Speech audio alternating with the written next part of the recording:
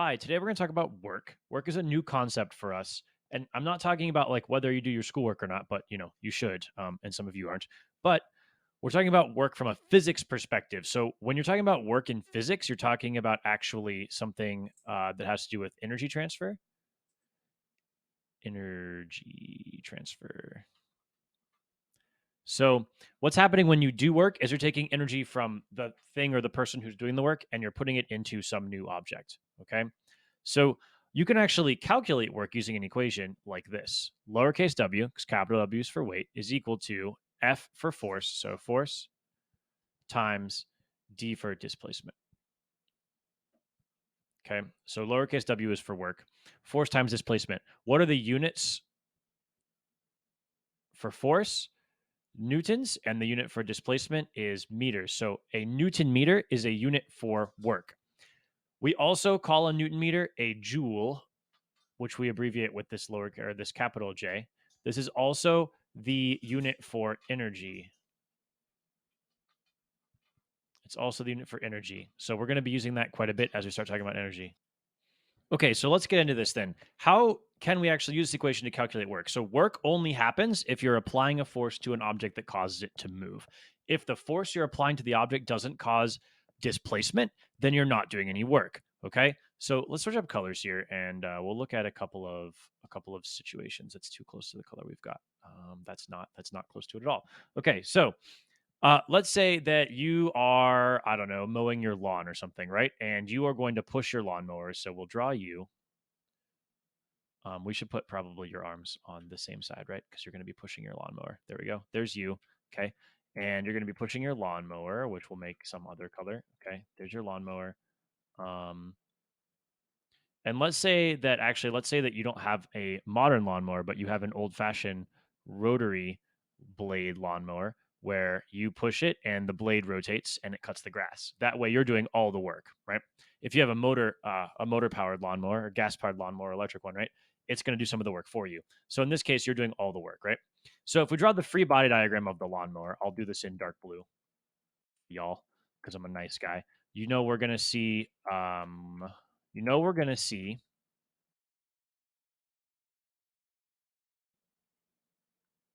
weight or FG, right? Straight down. We know we're also going to see normal force straight up. Sorry, F lowercase F sub n like that. Those balance, right? That's totally fine. Now, we also know that you're applying a force this way. F applied from you, right? And that applied force is going to cause our object to accelerate. So that force is the force that's doing work, right? Our normal force and our weight force are balanced out. So these are balanced. They're all happy and good. The applied force here is what's going to make us accelerate, right? So causes acceleration. Hello, there we go. So in this case, this force that's causing acceleration is actually the force that's going to be doing our work, right? So let's give these some values, right? So let's say 5 newtons, and if these are balanced, that has to be 5 newtons, right?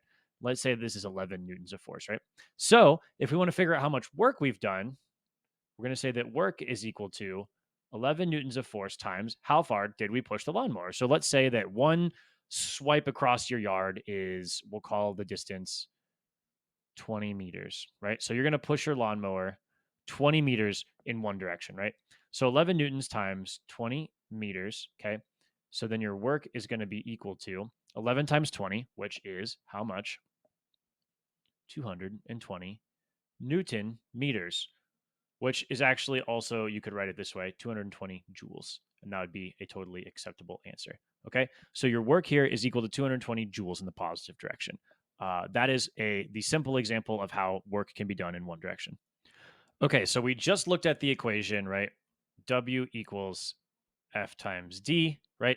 So that's one way we can do this, right? We also know that if we have one of these values given to us, we should be able to find the other ones, right? So let's do some quick math for ourselves here, really quick. We don't have to just have work alone, right? So it's easy to say, okay, I give you a force, I give you a distance, calculate my work, right? But you can also say, okay, I've told you how much work has been done. I told you how far we go. Now, how much force did you apply, right? Or I told you how much work we did and how much force we applied. How far did you go, right? So if you want to solve for distance on its own, distance is going to be equal to work divided by force, right?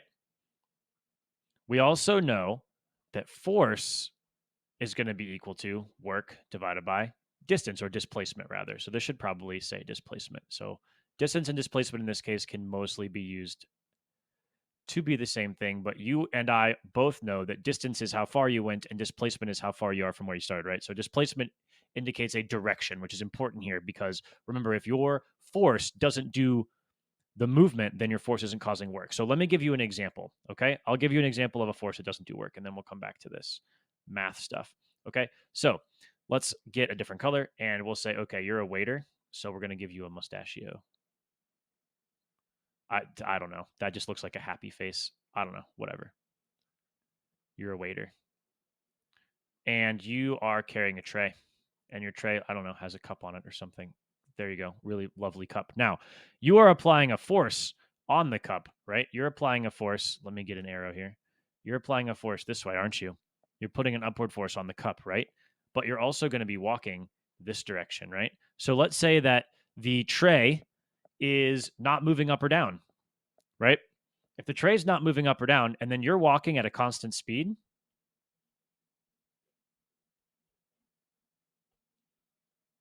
if you're walking at a constant speed to the right, that means the forces acting on you are balanced, right? So is your holding up force actually doing any work? I mean, you're physically holding up the tray, like your arm's going to get tired and stuff eventually, right? But if you're not causing any displacement, right? You're not causing this object to be displaced, then you're not doing any work, right? So if you're just holding the tray there and you're moving around at a constant speed, or if you're standing still, it doesn't really matter, then you're not doing any work. So this is also a really good way to kind of look at the old problem that we were doing in our previous section here. I'm just going to quickly draw a box. Okay. So when you have a box sitting on the ground like this, right? There's a lot of different forces they could be acting on that box. Let's just throw a quick force diagram in there. We know that we've got W, right? Weight going down. We know that we've got F in, right? So you could also call this FG. Hello, pen. Great. About that. You could also call this FG. Okay. Then let's say there's only one other force, right? And that other force is you pushing the box, right? Or a person pushing the box or whatever, right? So we know, right, that our up and down forces are balanced. I know we just looked at this problem a second ago on the last page, right? Great. Fn and W, they balance each other out, right? So they're not doing any work. So if I was like, is the normal force doing work? You'd say no. If I was like, okay, the force is 10 newtons, calculate the work done, right? And I'll tell you that the box moves, I don't know, 10 meters to the right, right? You have a force, you have a distance. Could you calculate a work? You could, except for that your normal force isn't causing that work to be done. So you can't use this formula because your force isn't doing the work. It's the applied force that's doing the work, right? So let's say the applied force is 20 newtons. Then you could use this equation, right? So let's just do it really quick. Work equals 20 newtons. Hello. 20 newtons times 10 meters, right? So then you're going to get 200 joules or Newton meters, right? But you can't calculate the work here because it doesn't do it. No work. That doesn't do any work, right? Okay, great. So let's clear this and go on. All right, so if I give you not W equals FD, right? Let's say I give you the W and the F. I give you the work, I give you the force. Can you find displacement? So let's try this one. You lift your groceries with 10 newtons of force. You do 100 joule. No, let's make it harder. 150 joules of work. How far did you move your groceries? Right, okay, so let's solve this problem, shall we? Here we go. Here's what we know. We know F equals 10 newtons. We know W equals 150, hello, 150 joules. We need to find D equals question mark. So we know we need to use the displacement equals W divided by F. Displacement equals work divided by force, right? So all we have to do is then take our 150 joules and divide it by 10 newtons, and we're there, right? 150 divided by 10 is what? 15 somethings, right? So remember that joules are also a Newton meter. So we take 15, we have Newton meters divided by newtons. Newtons are going to cancel. So we're left with 15 meters, which is a measure of displacement. So that's what's equal to our D. Okay. See how that works? I presume you can also do the same thing if I give you only W and D and I tell you to solve for force, right? So what if we take a situation similar to this one and let's change color so that it's easier to see. And we say, okay, your groceries are lifted. I don't know. 15 meters is a whole heck of a lot. What did you do? Throw them in the air? Okay. We'll say your groceries are lifted 2 meters using, I don't know, and you do 200 joules of work on them. What is the force that you applied? Okay, so we had to figure out what force did you use. So here's what we do. We just list our stuff again and we figure out which one we need to use. So we know that distance in this case is 2 meters.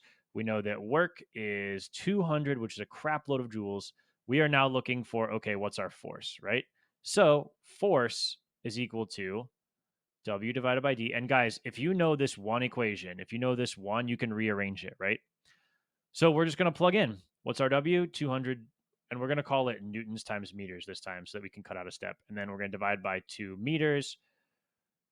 We're going to let the computer freeze. There we go. Then we're going to go ahead and say, okay, we know that meters and meters cancel out. We also know that 200 divided by 2 is exactly 100, right? So you do 100 newtons of force. And that's going to be your answer, 100 newtons. Okay. So that's all the possible ways you could use these types of equations. And I'm going to be giving you kind of different ways to think about it. So you're going to be thinking about, okay, how much work are things doing? Are things even doing work? And how can you use these equations in different ways? Okay. So that's going to be the practice for today.